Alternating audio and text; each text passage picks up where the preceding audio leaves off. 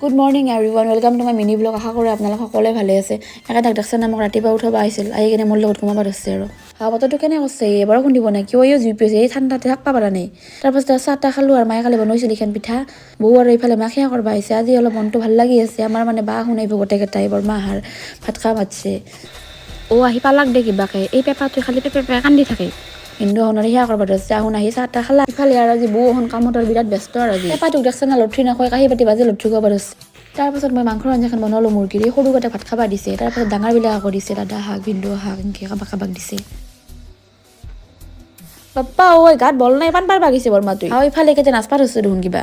তাৰপাছত আমি ভাত চাত খালোঁ। আহুন আহিছিল মাত্ৰ, যাবাৰ হ'লে বেয়াই লাগব এই পেপাৰটো গেলি।